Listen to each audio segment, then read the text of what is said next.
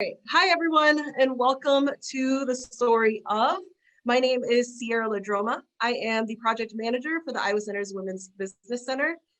We have another great story today. But before we get started, I do want to remind everyone that the Iowa Center's Women's Business Center is funded in part through a cooperative agreement with the U.S. Small Business Administration. After this event, all of you will be receiving an email just to follow up, and if Jody's open to it, we can have your contact information in there as well if you want to reach out and learn more about Dress for Success. There will also be a form in that email. Please complete that. That will allow us to continue providing free educational resources to small business owners in Iowa. Like Emily has already been doing, I encourage everyone to use the chat and Q&A functions and just join us in this conversation. Ask your questions, post comments, do whatever it is that you'd like. And today's story is with Jody White. She is the founding partner and executive director of Dress for Success Des Moines. With the help of 7 other women, the Des Moines affiliate was launched in June of 2011. She's a founding partner and executive director, and since opening their doors for Dress for Success, Des Moines has helped over 2,500 women who are supporting more than 5,000 children in the Des Moines community who are returning to the workforce. Jody, thank you so much for joining us today. Thank you so much for having me, Sierra. I appreciate you reaching out and inviting me here today.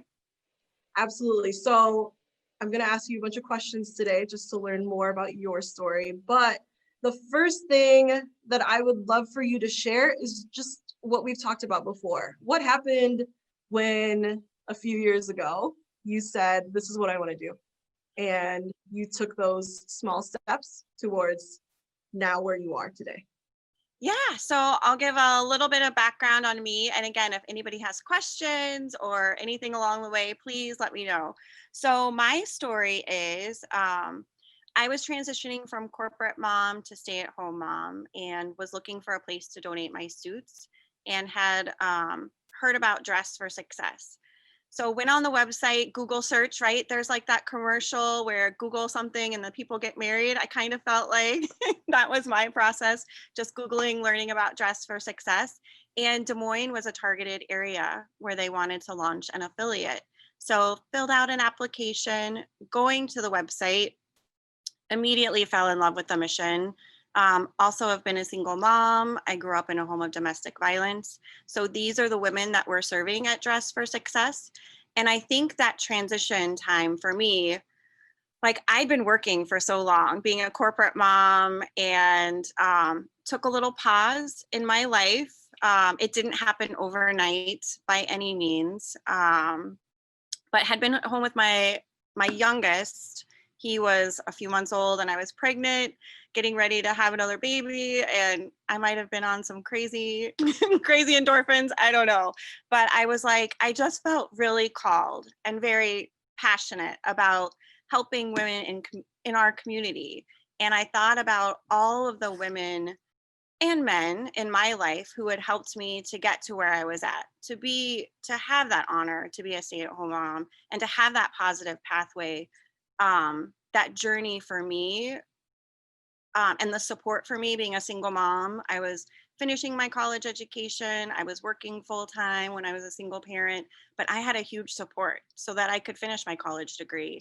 And then at the previous job I was at, I worked with investment. So I took my Series 7 license and 63 license. And I don't know what I was doing being a single mom, and just had all these little goals step by step. Like every corner that I had a new goal in front of me. And when I transitioned to stay-at-home mom, my goal was to take care of my children. And starting a nonprofit was nothing that I had ever envisioned or dreamed about. I'd always been passionate about giving back. I didn't know nonprofit was a job. I always, like in college, I was business management. I always wanted to do something to help children with cancer. Didn't know where that would lead, but was always doing like dance marathon in Iowa City, just always wanting to give back. So I had that passionate give in me, but I didn't know how to use that. I didn't know that you could have a job running a nonprofit. So really finding Dress for Success filled my bucket, filled my passion. It was everything that I had always wanted to do and just didn't even know the job existed. And so I'm still passionate today. 10 years, it's been 10 years since really stumbling upon this wonderful organization and helping bring it to the community, but still just as passionate today as I was 10 years ago, sending a little email off to New York, like, how can I help bring this, or what can I do to support this in the Des Moines community? I Was want that to hear more about that process of the email, right? So, I mean, I've been there too, where I'm like, okay, I'm going to write this email and I don't know what's going to come from it. I'm nervous, but I'm going to click send. What was that like for you? What were you feeling, or if you could remember? And then when you heard back from them, what was that like too? Yeah, I mean, so I think my sentence, I still have the email that I sent off to New York, and then Jenny, who responded, her response to me. But it was really like, how can I help support this organization in the Des Moines community? And they sent an email back. That's great. And there was phases. You had like a phase 1 application. So I filled out the phase 1 application, and I looked at my husband and said, I don't think I'm just donating suits. I think I'm actually going to help launch this organization and bring it to the Des Moines community. And they really want people, the process that worldwide, any adventure that you go on or any business that you're thinking about starting, so worldwide, is they really want people who are passionate about it, not just, okay, maybe I can do this for a couple of days and see what I can do. It's really a process. So there's a phase 1 application that you fill out and you send in, and then you wait to hear back. And then there's a phase 2 application, because they really, again, they want to make sure that you're serious about bringing the organization to the community. And then phase 2 application. And then the third phase was writing a business plan, which I was so excited about doing. And like I said, I was ready to have my youngest child. I was pregnant. And I was thinking, what am I doing? Like, like, what is going on?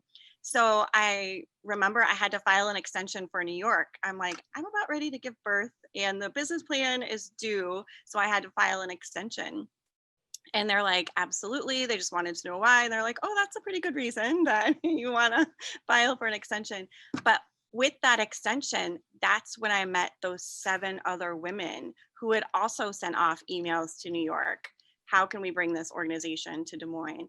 Everything's about timing, right? And How having did a you meet them? via email. So New York would send me their email and say, please reach out to this person. They've expressed interest as well. And we all met at Starbucks downtown and created this little network to bring the organization to Des Moines. So wasn't anybody I'd ever met before. So I had to go out of my comfort zone to send an email to some ladies and meet with them and just see if they were interested as well. So yeah. That's incredible. Let's talk about community. Community and the support system. How did you feel just even stronger about your drive to start Dress for Success, knowing that these other 7 were here with you and ready to move forward? Oh, absolutely. Just everybody's passion. We were 8 different women. We all had 8 different stories, but our journey and our passions led us to that point. And we all wanted to support women in our community returning to the workforce. And that's what drove our passion. It wasn't about any single one of us. It was about the greater good of the community. So that was pretty powerful, meeting these other women and just knowing that they had the same passion and drive. How did you and this team get to really share what you were wanting to do with the Des Moines community? Because now so many people know about Dress for Success, right? So it's been 10 years, so it's a name. People know about it. But can you share how that has grown in the 10 years? Yeah. So at the beginning, you're kind of nervous to share, like, hey, I've got this idea. What do you think? You really want that input from your peers. And the great thing is everybody was like, this sounds amazing. This sounds perfect. Something for you to do. But it really starts with your network. So I had, told my family and friends that I was starting this. My sister sent an email off to her network and said, hey, my sister's looking at bringing this organization to Des Moines. Does anybody have space? And JB Conlin said, oh my gosh, this sounds like something my family would really support. So he was kind of the first person in the Des Moines community I didn't know that wanted to come on board with us. And so his family gave us free space to get started. And I think just that, I mean, emails and networking, and you might not know who might help with your journey if you don't ask for the help that you need. Mhm. And it was just kind of amazing because that was such a relief for us. Like, we didn't have to pay rent to get the organization started. We could really concentrate on networking with the agencies that support the women that we support. So that was kind of the start of the community. And then other people, we had to get a historical painter, and one of the team members knew somebody that could do that. Like, I don't know how to find that. So we all had the same kind of thing, these little networks, but all came together to support this organization that hadn't even started from the beginning. I mean, it was like days and weeks after getting notified that we could bring the affiliate to Des Moines that everybody was just jumping on board to help us get started. And I think that's, the Des Moines community is so amazing. We say we're a small town, right? But it really is. People, they'll support, and if they're passionate about it, they'll help you along the journey. And nobody wants really anything in return. It's just, what can we do to help get started? And they're just there to like help continue to lift you up. So that's really great. Our community, our Des Moines community, is awesome. So Yeah, I can't I say agree. enough good things about Des Moines. And I was Mhm. born and raised here, so I just am always been passionate about Des Moines. Perfect. I agree. The city is it's a small, big city. Yes, That's what yeah, it is. yeah. So I guess I should have asked this earlier. Can you just walk everyone through what it would be like for someone to go to Dress for Success and get the suit to prepare for their interview or anything like that? Do you want pre-pandemic, during pandemic, post? Oh my gosh. You choose. You choose. Right. Yeah. So, I mean, obviously things are different right now, but we are still here to support these women. So, pre-pandemic, we have over 60 referral partners in the Des Moines community who are working with women to get jobs. So that's how they found us. We're not open to the public. Pre-pandemic, we're not open to the public, so people don't knock on our doors and say, hey, I've got an interview at 2:00, but I need something to wear, or I need help with my resume, or can you do a mock interview? We're by appointment only, so we know when the women are coming to our organization, and I think that makes us a little different. So we have an appointment with her, we know when she's coming, and we are ready to serve her when she gets here, with her resume, with her mock interview, with her suiting. Our staff and team is so ready to embrace her when she walks in the door. It's very one-on-one. It's consulting. We are a service provider. We are there to work with them. And our goal is that they call us back to say, I got the job. Now, during the pandemic, we've changed because every woman's situation is different, and a lot of our referral partners have closed. So we don't want to have that barrier for women who need our support to come to us. So they can give us a call, and we will walk them through and see what they need help with their resume, with their mock interview, with their interview suiting, even if it's a Zoom call and they just need fun earrings or a blouse for their Zoom call, or we're still supporting them every step of the way through this pandemic as well. Yeah. Jody, what are a couple things that you've learned about yourself since starting Dress for Success Des Moines? Oh, Sierra, that's a good question. So, things I've learned. I used to hate public speaking. Like, I never wanted to be the center of attention. Even my wedding day, didn't want to be the center of attention. But I think when you find your passion and you want to talk about something, it just comes more naturally and more easily. And my husband gave me the best advice. He's like, public speaking is a conversation. It's with one person. Even if you're in a room of 400 people, it's one person. And that was probably the best advice I think I've ever received. And then when you're in a job that you love and you're passionate about, it's so easy to talk about. And it makes it more fun. I don't know if public speaking can be fun, but it makes it more fun. And just getting out of your comfort zone. Everything, you have to grow every day, and just making sure that you're still continuing to have things that take you out of your comfort zone, so that you can grow as an individual. So I would say public speaking is probably I forgot what your question was, but I think that was a question, right? Yeah, just what are a couple things that you've learned about yourself Yeah. since starting? Yeah. And then, gosh, what else have I learned about myself? Oh, that's such a hard question. That your drive and your growth comes within. So even as I think we were talking about this in our earlier call, like a lot of us are on pause. Like we don't know what we want. Like we're kind of, I use my stay-at-home mom, like I was kind of in my own bubble. I was taking care of my kids, and I was pausing, and I was trying to reflect on what is it that I want to do. Take this time to do that as well. And maybe you'll learn something about yourself that you don't. Right now, I'm learning how to cook.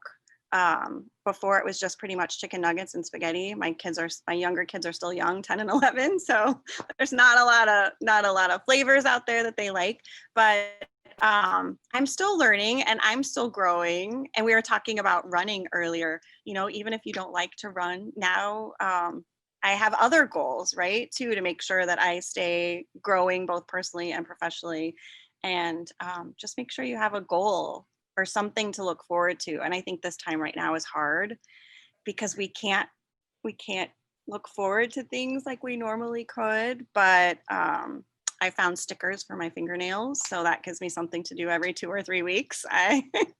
Yeah, for sure. But I don't know. I probably went on off a tangent right there, Sierra. No, it's okay. So I want to talk about running a little bit and Yeah. how we use that to kind of compare with starting small, right? So run for 2 minutes, walk for one. And what were some of the little steps? What were your 2 minutes, I guess, equivalent goals with Yeah. Dress for Success? At the beginning, when my kids would have nap time, I knew that was 2 hours that I could work on Dress for Success. Um, and it was really like making connections and starting small.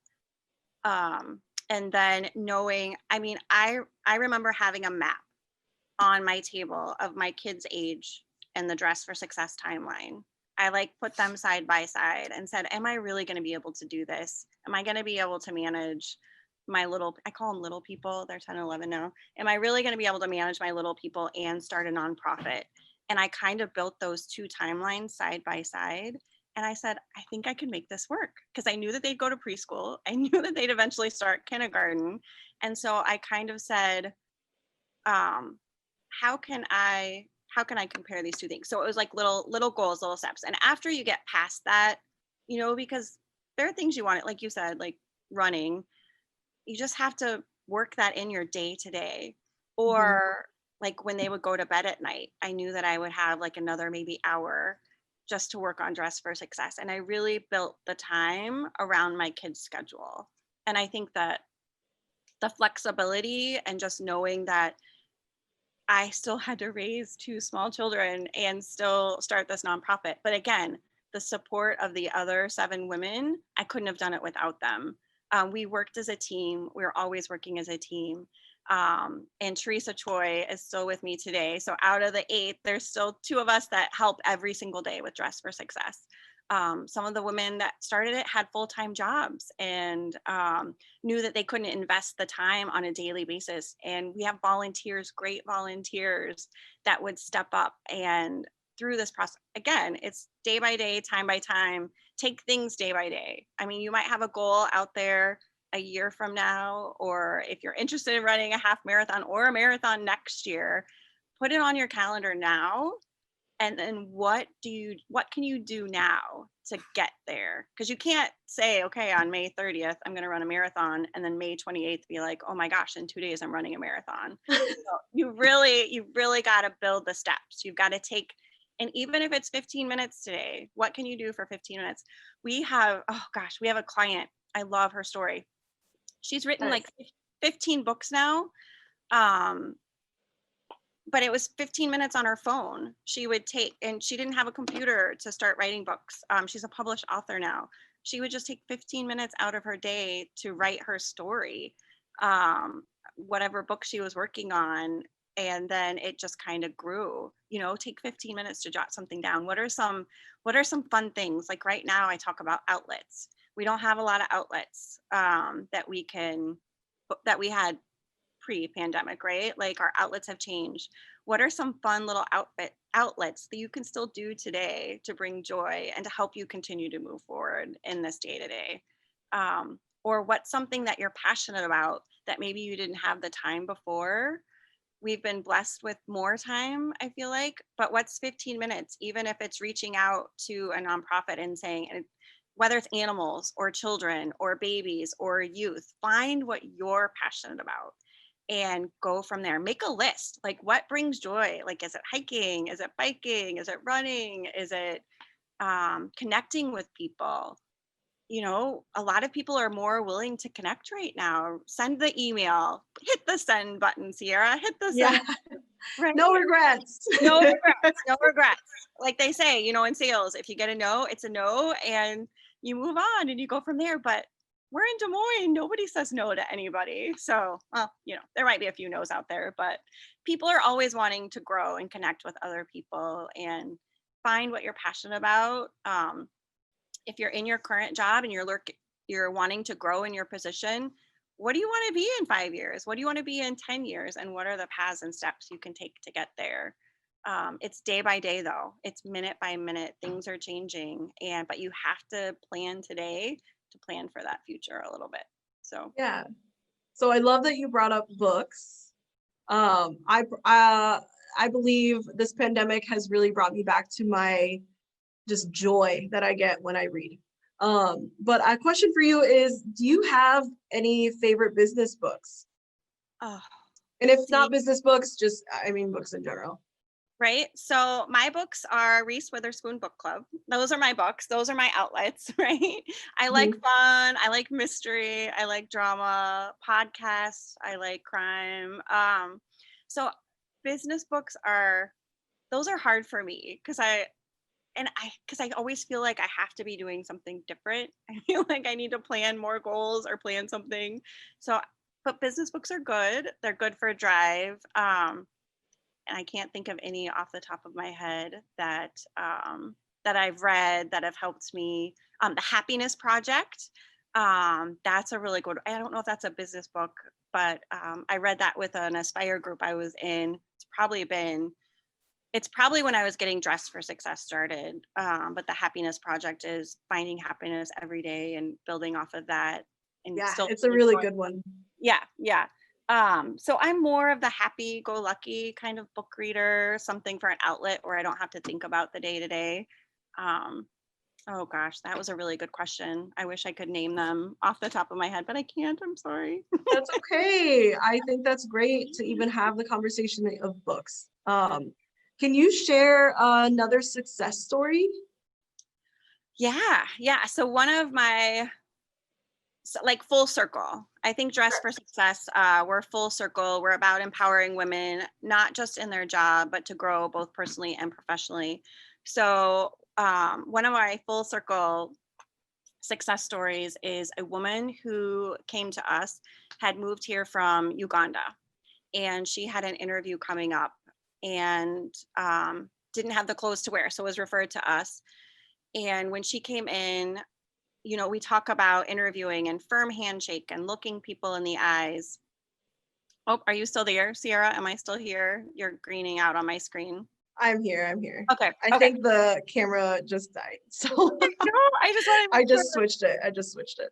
No, just want to make sure that wasn't losing you.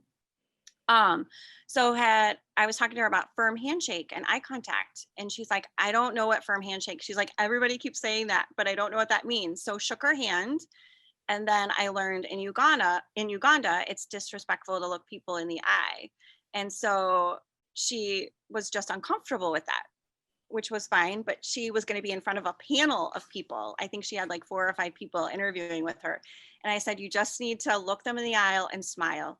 just smile when you look them in the eye and see if that will help, help you move forward. And so we got the call that she got the job. And so she came back for a week's worth of clothing. And this was right when I think this was 2012. So this is going back a ways. But after she had left after interview suiting, I kind of looked to see where Uganda was. And it was like right on the equator. So super hot temperature. Was just trying to find more information about her because it was like negative 12 degrees in Des Moines that winter. It was super, super cold. And so when she came back, I remembered thinking we've got to give her lots of warm clothing. She's going to need to get through this winter. So fast forward, so she got the job, came back for her employment suiting. Fast forward, like 3 months later, I saw her at my church and she was volunteering for the children during Sunday service. And so to me, that was full circle. Here's a woman that just moved here from a different country and she's already giving back to her community. She's got a job and she's already giving back to her community. And that's what we do at Dress for Success. So once the woman is employed, we invite her to our professional women's group.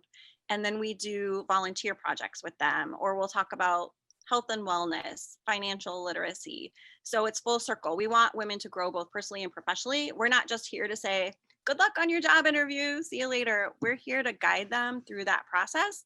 And then once they get the job, still be a support for them after they've got the job so they can have goals and write books and then volunteer at church. I mean, it was just, my heart was so happy. I mean, it was something as simple as that, seeing her volunteer. I mean, that's what life is about.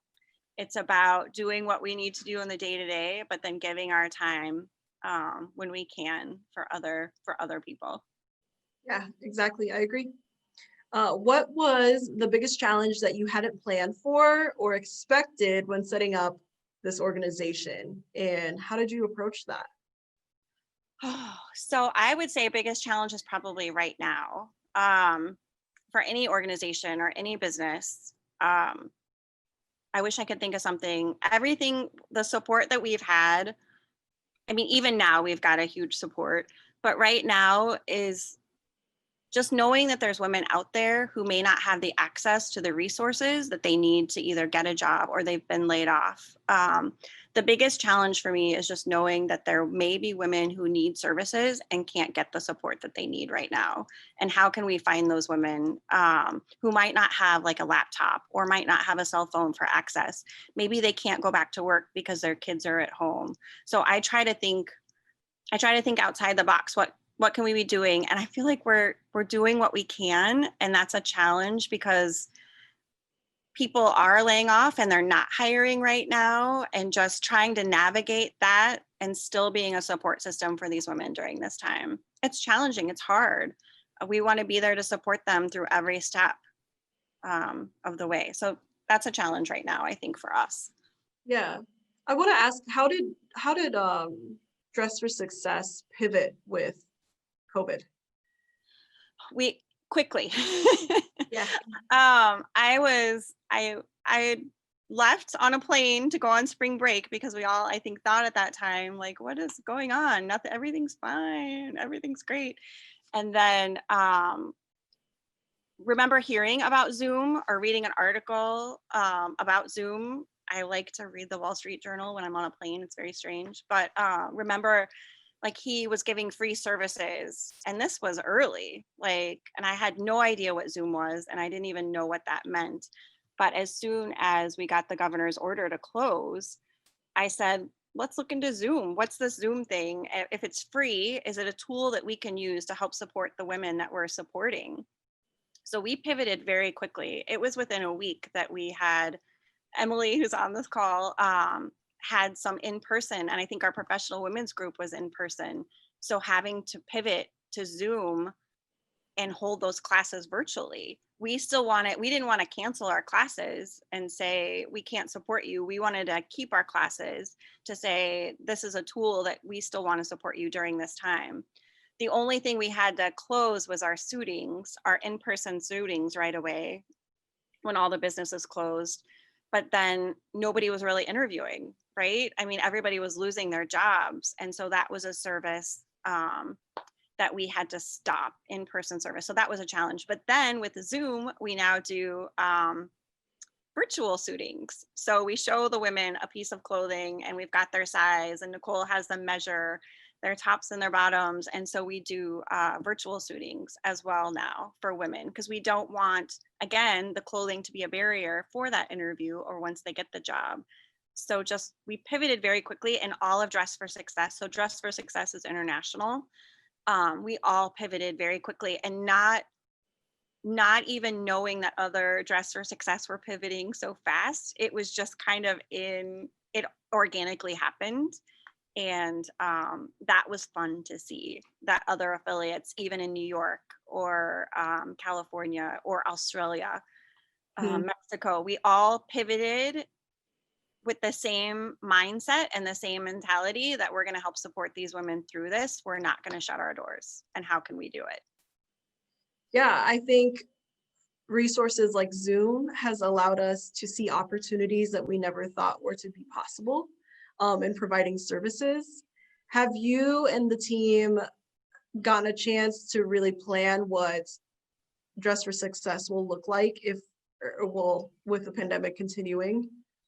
Yeah, so that's another challenge, right? Is like planning for 2021. So we haven't, but clothes, we always say we're more than a suit. We use that tagline, we're more than the clothing. And I think that's our time to pivot and show the community that we're really here to help them one-on-one with their resume, with their mock interview. Our goal is to help them get a job, and the clothes are a tool to help with that. But just think, a lot of people are working from home. So what does that look like for us? Will women not need to come back and get their employment suiting because now maybe they are working from home?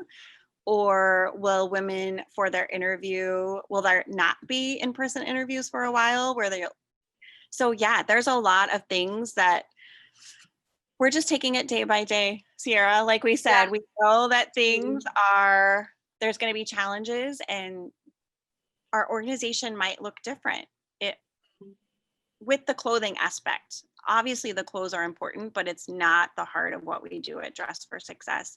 We feel like it really is the one-on-one service that she receives when she's here. And the clothes are a tool to help her get there, but the clothes might look different. If we're working from home, we're not going to need business suits donated. We get a lot of donated clothes, and we're not accepting open donations right now. We're targeting things that we need to support the women that need them right now, instead of like a month from now, because we're just not serving as many women who need the clothes as much as they did before. Yeah. So pre-pandemic and during, how do you keep your team motivated? Great question. So we have a monthly Zoom call every Monday. We haven't, I would say, since March. And Emily, you can shout on here. I know Emily is here. We have a call every Monday, and we do monthly goals, virtual goals, online goals, in-person goals. We haven't been in the same room maybe 5 times since March, all 4 of us. There's 4 of us on the team, staff. We haven't been in the same room together. And when we are, yesterday, we are all in the boutique together and laughing and giggling, and just that, we're always, yes, we always keep up with each other. Absolutely. We're just there to support each other by text, by phone, by email, by Zoom, and just keeping up with what's going on. Our still favorite phone call is when a woman calls to say she got the job. And Emily and Nicole have been really doing a great job of sending, like when we get feedback from clients during this time, and that's a joy to me. I mean, I think they've sent like 4 or 5 emails in the last 2 weeks about positive feedback we've received. And that's what we're about. We're about to support women through anything, and knowing that we're still able to support them during this time. That's what fills my bucket, is that there are women out there still getting jobs, and they still have barriers, but they are so appreciative of the services that we're able to provide them day to day. So, yeah.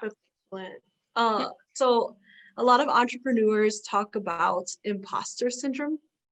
Have you ever felt that? Can you tell me what that is? Because I've heard it and I'm not even sure I know what that is. So tell me a little bit about that. It's kind of maybe not feeling like you're feeling like an imposter, like you're not the best person for the role, or you're not qualified, or it's just being really hard on yourself, essentially. Right. Yeah. So, yes, because I'm like, again, my background was investments, business, operations, completely separate from nonprofit work. But so at the beginning, I'm like, am I the right person for this job? Like, we always question ourselves. Am I doing what I need to be doing every day? But with that business background and budgeting and finance, you also need that to run an organization. We are a corporation. We don't have anything like fundraising is different, but we don't have like product that we're selling to keep the funds coming in. Um, so there is a couple, it's like, I don't have any fundraising experience at the beginning. Should I be doing this? But that's where the support comes in from our board, our volunteers. It's learning from other people, maybe what you don't know, and growing and working with them through it. So I don't know if I've ever, maybe at the beginning, questioning myself, like, am I the right person to start a nonprofit when I don't have any experience, A, in starting a business, or B, understanding how nonprofits work.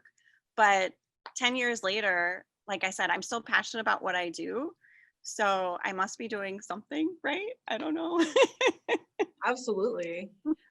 So what are some ways that people can support Dress for Success? Yeah, so volunteering, we always talk about time, talent, and treasures. Volunteering, I'm not an expert on resumes. Emily's our expert on resumes, but she's always looking for people who are experts in those fields for resume work and mock interviewing.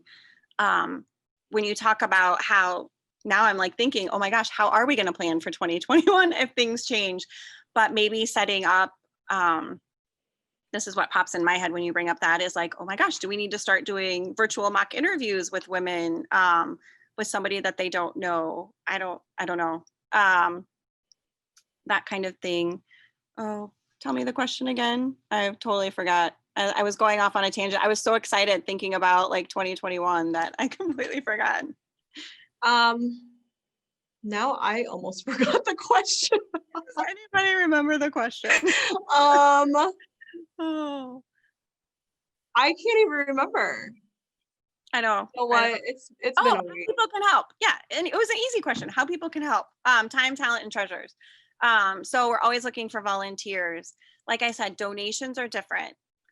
If you would like to hold on to your donations until we're able to accept them, absolutely. On our website, we have a clothing donor in kind.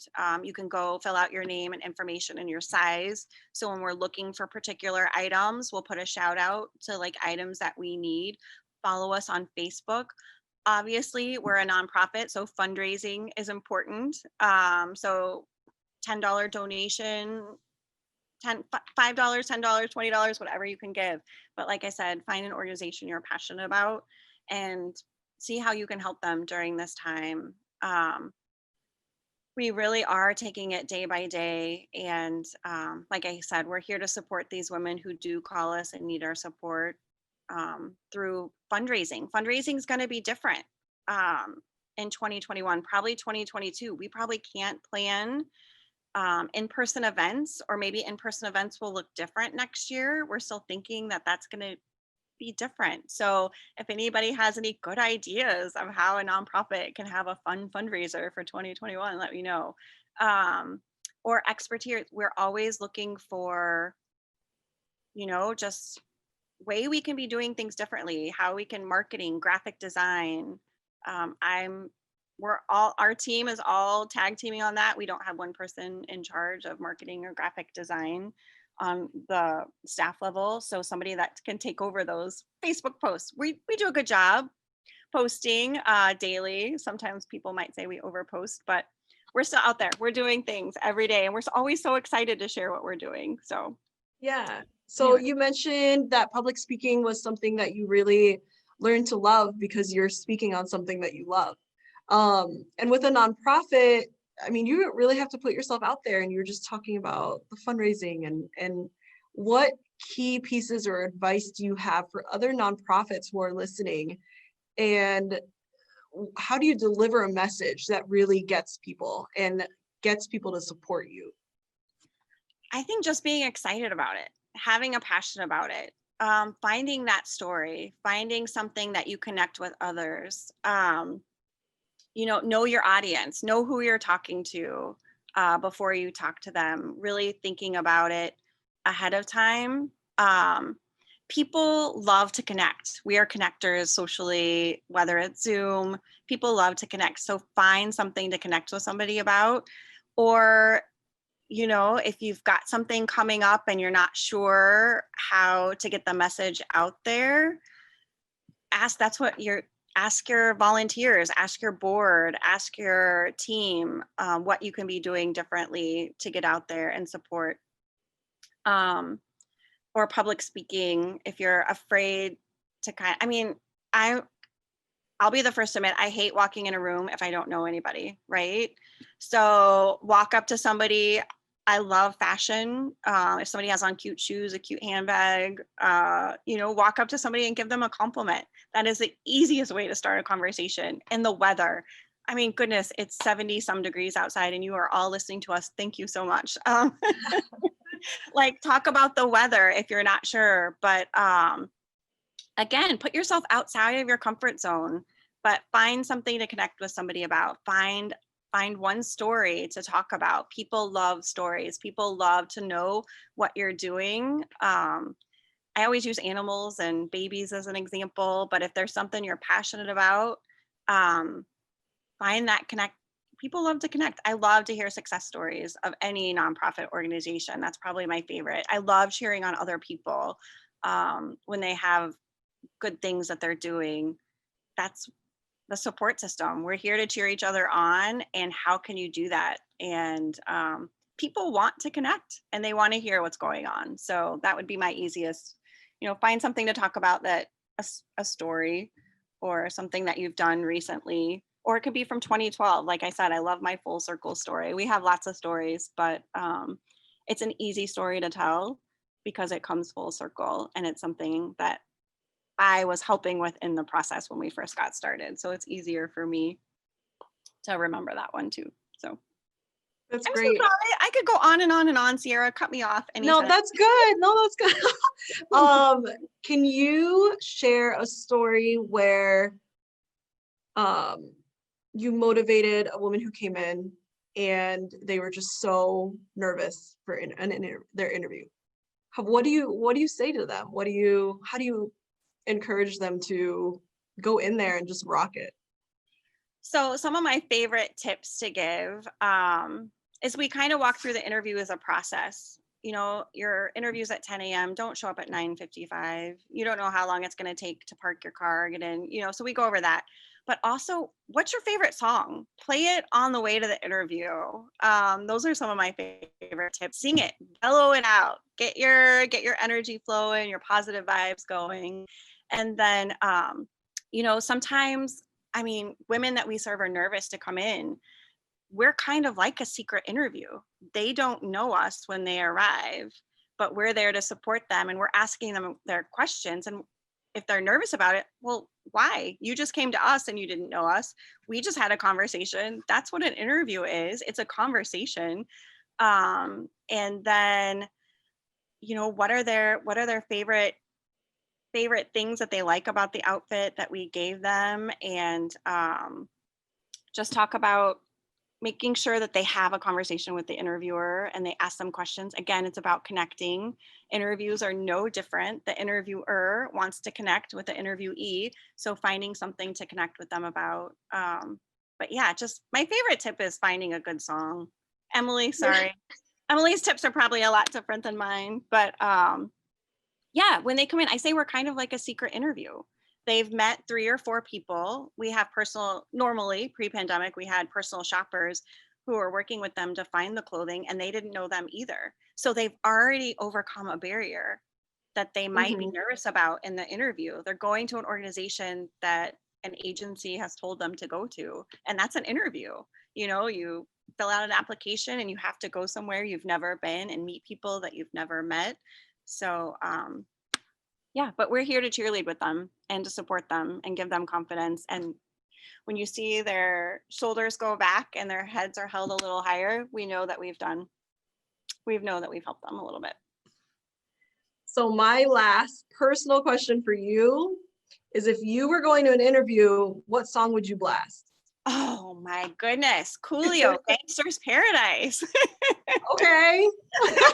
Probably did not see that one coming, did you? Right? Just blasting it in the car. I love that. Coolio, Gangster's Paradise. Yep. That's probably my favorite. I'm a 90s girl, hip hop. So yeah, that's one of my favorites. That's excellent. What last couple things should we know about Dress for Success? Oh goodness. So we will be here during the pandemic. We will be here post-pandemic. My goal is that Dress for Success is in the Des Moines community 100 years from now, 150 years from now. But day by day, we will do what we can to support these women to find jobs. And at the end of the day, our favorite phone call will always be that I got the job. And that's what fills our bucket. And then just to keep continuing with their journey after they've got the job, that we are also a resource to help them with the budgeting and to growing and to writing books or doing what they're passionate about. Even while they're working, they've got something else. They've got other outlets that they have. That's what we do at Dress for Success. We're cheerleading them through the whole process.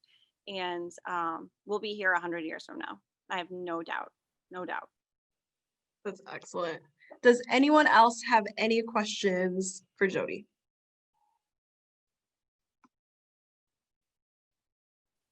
While we wait, Jody, if anyone else does have questions, I do want to say thank you so much for the time you've spent with us today.